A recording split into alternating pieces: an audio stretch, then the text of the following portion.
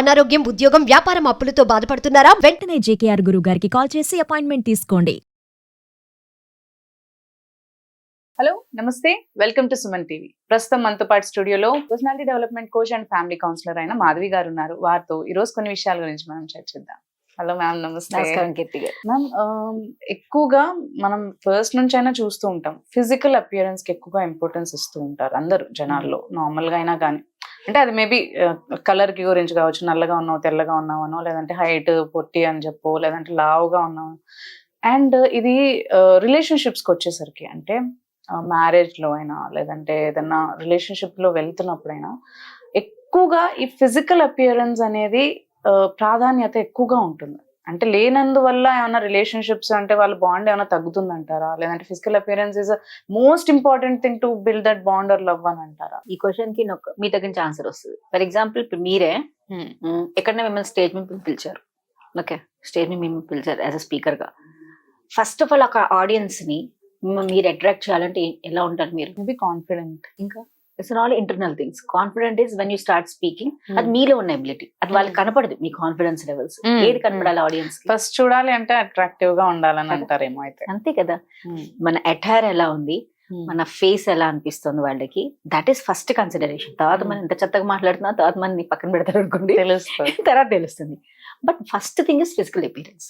ఎవరికైనా చాలా ఇంపార్టెంట్ అని, అది కూడా ఒక చాలా ఇంపార్టెంట్ కాన్సెప్టే.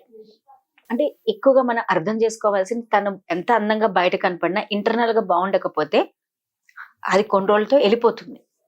న్యాచురల్ ఆ వ్యక్తి మీద ఉన్న ఇంట్రెస్ట్ అని, ఆ వ్యక్తి మీద ఉన్న అభిప్రాయాలు తగ్గిపోతాయి మనకి. బట్ ద మెయిన్ థింగ్, ఎప్పుడైతే ఫస్ట్ ఒక వ్యక్తితో నీకు పరిచయం కలగాలి అన్నా, అవ్వాలి అని అంటే నీ ఫిజికల్ అపియరెన్స్ అనేది ప్లేస్ వెరీ ఇంపార్టెంట్. కాబట్టి అది మాత్రం కంపల్సరీ మనకు ఉన్నప్పుడు, ప్రాపర్ గా ఉన్నప్పుడు, అది వాళ్ళకి కాదు నేను అనేది, ఇతర వ్యక్తికి నేను గురించి మాట్లాడతలేదు. మీ ఫిజికల్ అపియరెన్స్ నేనే ఉన్నాను.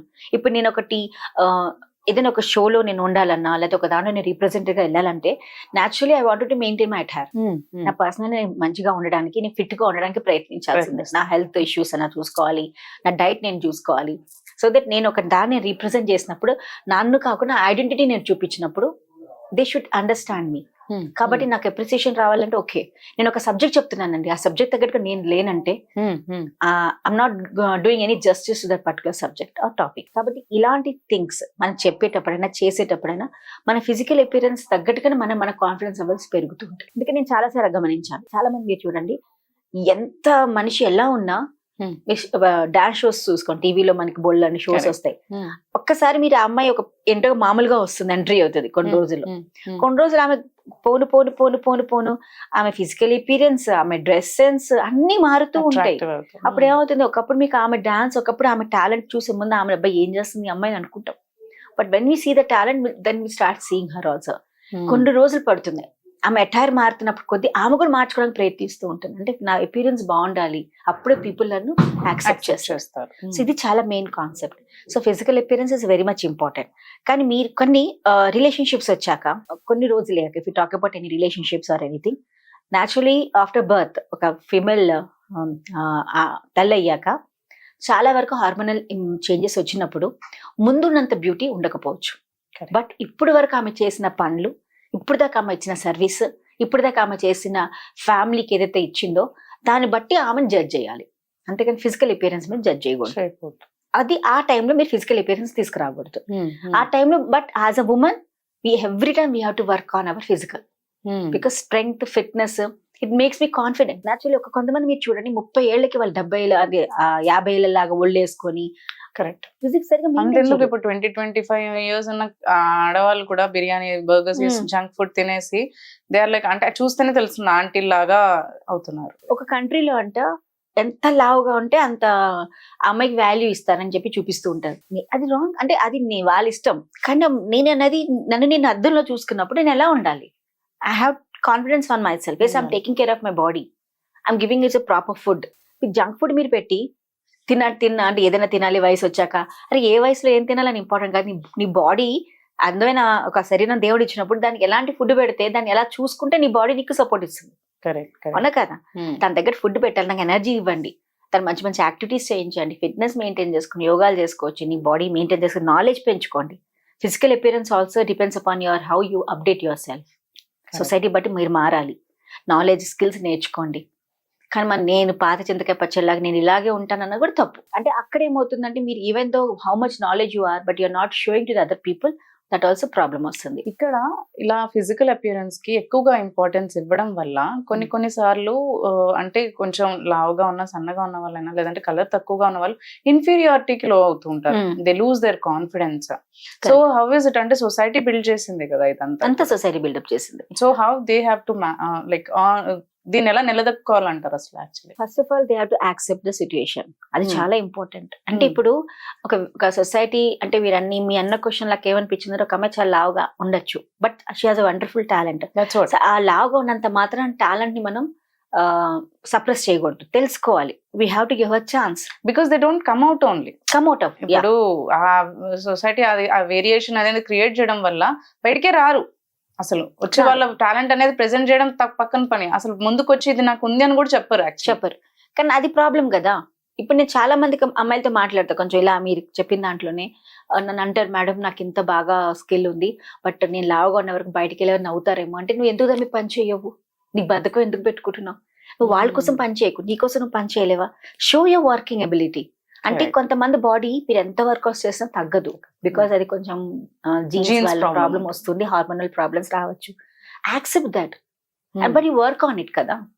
ఎలాగో ఒళ్ళు వస్తుంది, నేను ఇలాగే ఉంటాను, నేను నల్లగానే ఉంటాను అంటే దేవుడిచ్చిన కలర్ అది body. Same You got it from colour your లో కూడా parents. వస్తుంది. You got it from your parents, you can't work on that. But నీలో ఉన్న ప్రెజెంటేషన్ స్కిల్స్ మార్చుకోవచ్చు కదా.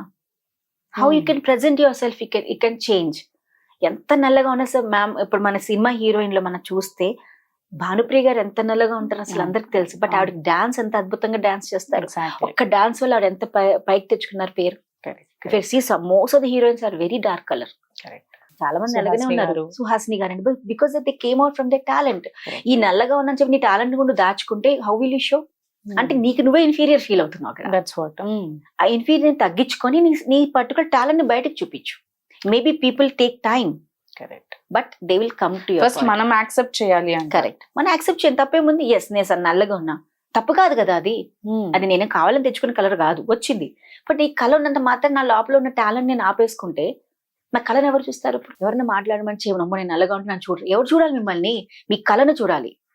Then people will get to. ఏదైనా ఇందాక చెప్పాను, నేను స్టేజ్ ఎక్కాక నేను చూడకపోవచ్చు నల్లగా ఉన్నానని, బట్ ఎప్పుడైతే నా టాలెంట్ నేను ప్రెజెంట్ చేశానంటే అప్పుడు నా కలర్ కూడా వాళ్ళకి అడ్డం రాదు. అర్థం కాదు. అవునా అబ్బా, కదా? ఏం మాట్లాడిన తర్వాత అబ్బా ఏమన్నా చెప్పారా అనే ఫీలింగ్ వస్తుంది. బట్ స్టార్టింగ్ లో నాకు భయం అనిపిస్తుంది, అరే నేను నల్లగా ఉన్నాను కాబట్టి నేను ఇందాకే అన్న ఆడియన్స్ నన్ను యాక్సెప్ట్ చేయలేకపోవచ్చు, ఎంతో మంది నన్ను చూడకపోవచ్చు నేను ఎక్కిన వెంటనే. ఇప్పుడు నేను ఏం చేయాలి? నా టాలెంట్ ని నేను కాన్ఫిడెంట్ గా బయటకు తీసుకురావాలి. ఆ కాన్ఫిడెన్స్ మీరు ఇందాకన్న వర్డ్ అది లోపల నాలో ఉంటుంది కాబట్టి నేను ఎలా ఉన్నా పర్వాలేదు, ఫస్ట్ ఆఫ్ ఆల్ నన్ను నేను చూపిస్తా. గ్యారంటీ ఆ పిల్లలు ఎప్పుడైతే నేను జనాలు యాక్సెప్ట్ చేయడం జరుగుతుందో, నిన్ను నువ్వు యాక్సెప్ట్ చేసుకుంటావో, you will start changing our self. అది చాలా ఇంపార్టెంట్. It's okay. మన ఎన్నో ఉంటాయి, మన బాడీలో రకరకాల ప్రాబ్లమ్స్ వస్తాయి, దాన్ని మనం యాక్సెప్ట్ చేసినాడు మన టాలెంట్ ని అప్డేట్ చేసుకుంటూ నలుగురికి చూపించక్కల నన్ను నేను రియలైజ్ అయితే చాలు.